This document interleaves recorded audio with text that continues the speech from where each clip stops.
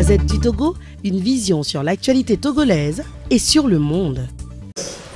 Déclaration liminaire. Chers camarades journalistes, chères concitoyennes et chers concitoyens, chers compatriotes au Togo et de la diaspora, il n'est un secret pour personne que depuis plus d'un an déjà, le Togo, notre pays, traverse l'une des crises les plus graves de son histoire. À mesure que le temps avance, cette crise prend des proportions de plus en plus inquiétantes et si rien n'est fait de façon immédiate et efficiente, notre pays risque de connaître des lendemains sombres et incertains.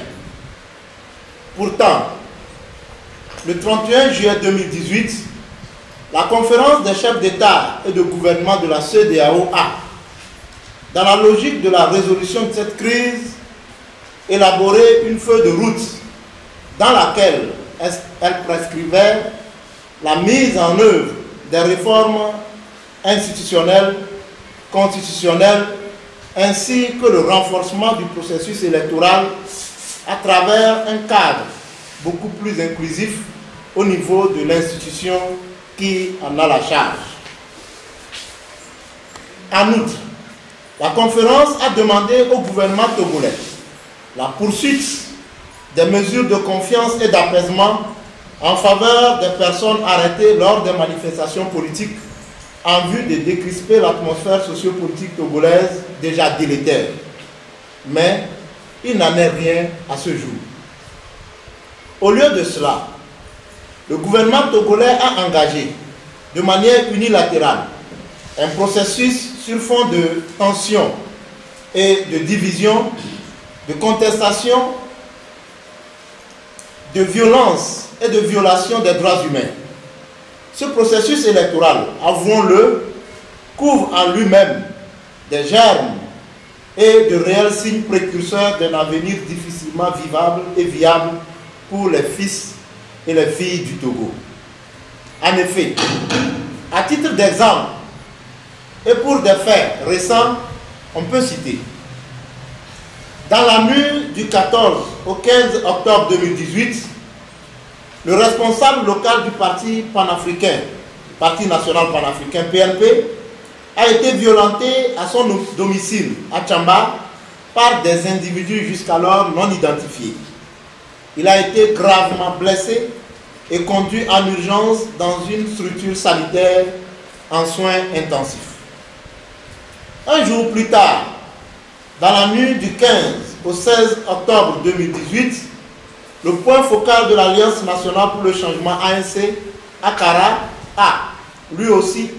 fait l'objet de violences et de passages à tabac par un groupe d'individus qui ont saccagé son domicile. Dans la soirée du 24 octobre 2018, et selon les termes d'un communiqué du PNP en date du 25 octobre 2018, le quartier abritant le siège de ce parti à Sokodé a été encerclé par des éléments de force de l'ordre de sécurité lourdement armés qui, pour favoriser la repeinture du dit siège par une autre couleur que celle qu'arbore habituellement le parti. Il faut préciser que jusque-là, l'on n'a noté aucune réaction officielle du gouvernement par rapport à ces faits. Dans la nuit du 26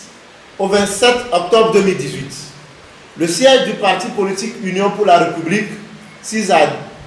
Didaure à Sokodé, a été endommagé par un incendie d'origine criminelle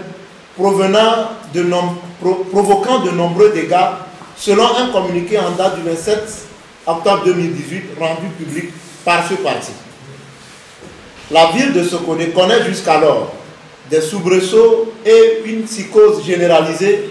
née d'une forte présence militaire à tous les coins de rue. Dans la foulée de ces actes, des citoyens font l'objet d'intimidation, de menaces, de tracasseries policières et judiciaires pour avoir dénoncé les responsables et chefs d'établissement scolaire dans leur rôle, dans leur manœuvre à l'enrôlement massif, systématique et organisé des mineurs lors du recensement électoral. À ce jour, la tension est donc palpable et ces signes visibles sont similaires à ceux qu'avait dénoncé en 2005 l'ancien ministre de l'Intérieur et de la Sécurité d'alors, M. François Essoa Kilaboko, et les conséquences de l'entêtement sont encore fraîches dans nos mémoires. Alors qu'aujourd'hui, plus rien ne semble freiner le gouvernement dans sa furie de projets électoraux menés à pas de charge et dans un climat de terreur, alors que ces signes et les multiples interpellations des organisations de la société civile et certaines formations politiques ne semblent ni attirer ni retenir l'attention de la communauté internationale, de la CEDEAO, des facilitateurs de la crise togolaise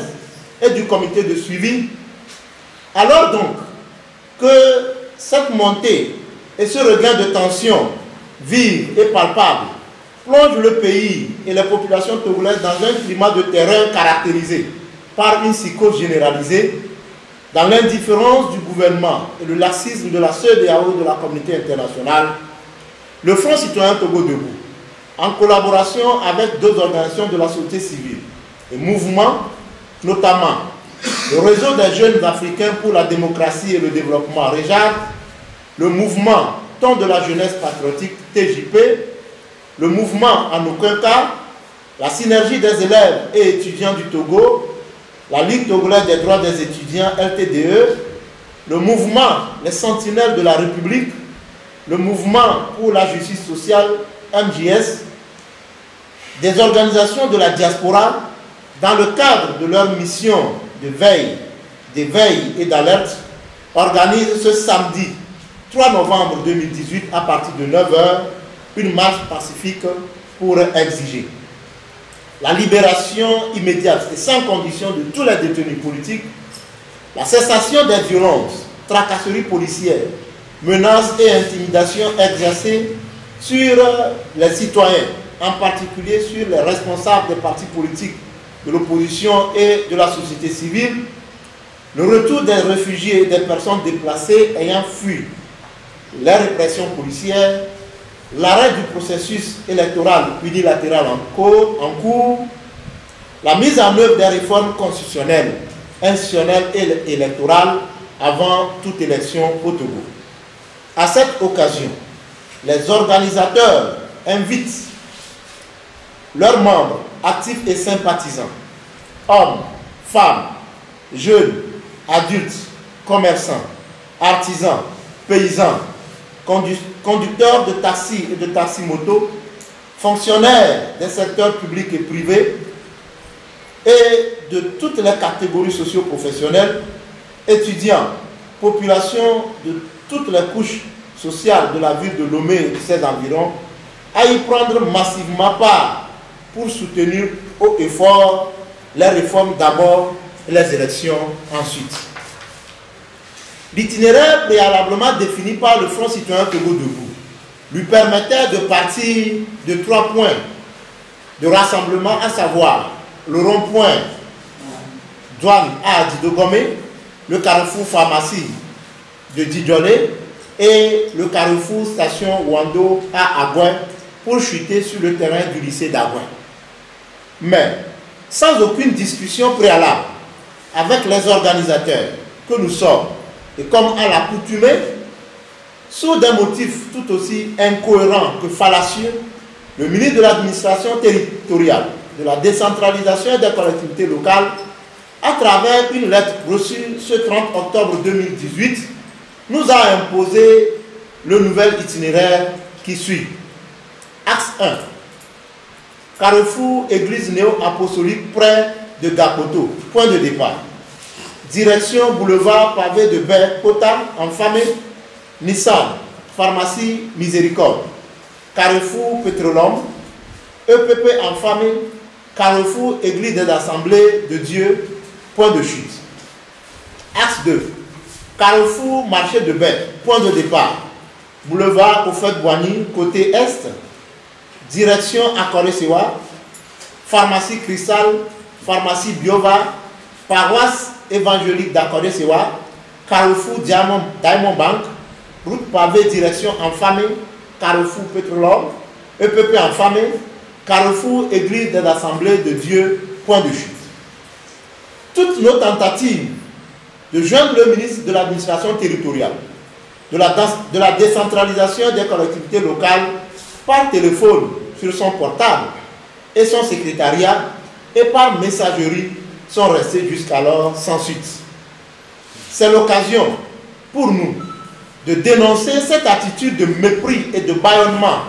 avec laquelle le gouvernement et son administration traitent des organisations de la société civile responsables et créent par cette même attitude une discrimination entre les fils et filles du Togo. Mais le Front citoyen Togo Debout et les structures organisatrices, co-organisatrices ne désarment et ne désarmeront pas.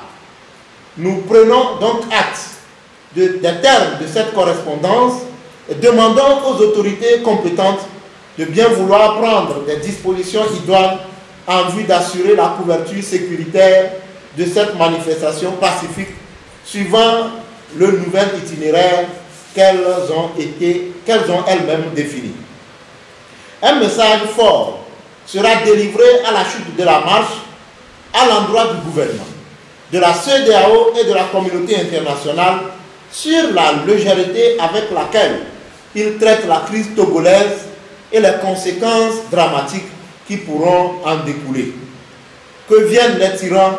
ton cœur soupire vers la liberté, Togo debout, luttons sans défaillance. Fait à Lomé le 30 octobre 2018, le Front citoyen Togo debout.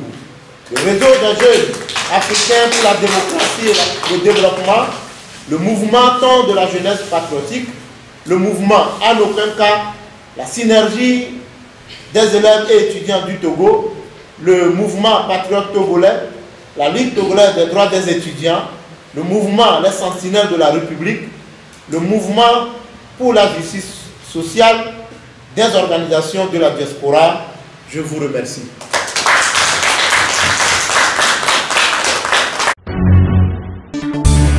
La Gazette du Togo, une vision sur l'actualité togolaise et sur le monde. Rejoignez-nous sur le www.lagazettedutogo.com ou sur nos comptes Facebook, Twitter et YouTube. Pour tout contact, écrivez à contact@lagazettedutogo.com ou appelez le 92 80 88 53. La Gazette du Togo, c'est l'information en continu.